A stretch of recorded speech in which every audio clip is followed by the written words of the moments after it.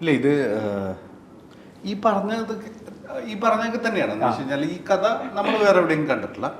ഇതിൻ്റെ അകത്ത് ആ ഒരു ഐഡിയ കഥ ഉണ്ടായ ഐഡിയ അത് നമ്മൾക്ക് വേറെ കാണാൻ പറ്റിയിട്ടില്ല.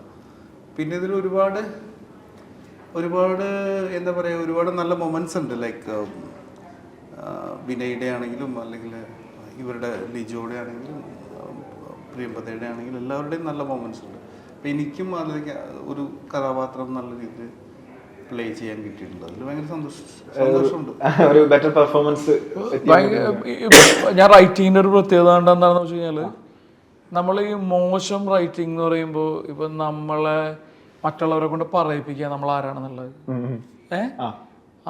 അത് രാഘവന്റെ മോനാണ് കേട്ടോ, അവൻ ഇങ്ങനത്തെ ഒരുത്തനാണ് കേട്ടോ എന്നൊക്കെ പറഞ്ഞിട്ട്, അതായത് ആ ചെറുക്കനെ ജനിച്ച പോലെ അറിയുന്ന ഒരാളിരുന്നിട്ട് പറയാണ്.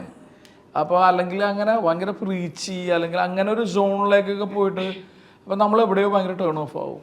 ഈ രാജേഷ് രവി, സാനു മജീദ് ഇവർ രണ്ടുപേരും കൂടെ എഴുതിയാണ്. ഇപ്പം ഇതിൻ്റെ റൈറ്റിങ്ങിൻ്റെ ഒരു പരിപാടി എന്ന് വെച്ച് കഴിഞ്ഞാൽ, ഇപ്പോൾ ഷറഫിനെ കാണിക്കുന്നത്, ഷറഫിന് ഭയങ്കര ഇൻട്രൊഡക്ഷൻ ഒന്നും ഉണ്ടാവില്ല.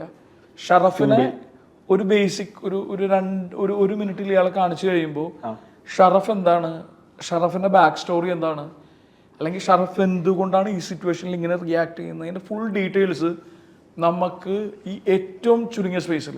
ഇപ്പം എൻ്റെ കഥാപാത്രം മനോജൻ എന്ന് പറയുന്ന ഇന്ത്യൻ കോഫി ഹൗസിലെ, വടകരയിലെ ഇന്ത്യൻ കോഫി ഹൗസിലെ ഒരു വെയിറ്ററാണ് ഇയാളെ എൻ്റെ രൂപം കാണിക്കുന്നതിന് മുമ്പേ ഫിലിം മേക്കർ സിനിമയുടെ ടൈറ്റിൽസിൽ തന്നെ ഇൻട്രൊഡ്യൂസ് ചെയ്ത് കഴിഞ്ഞു.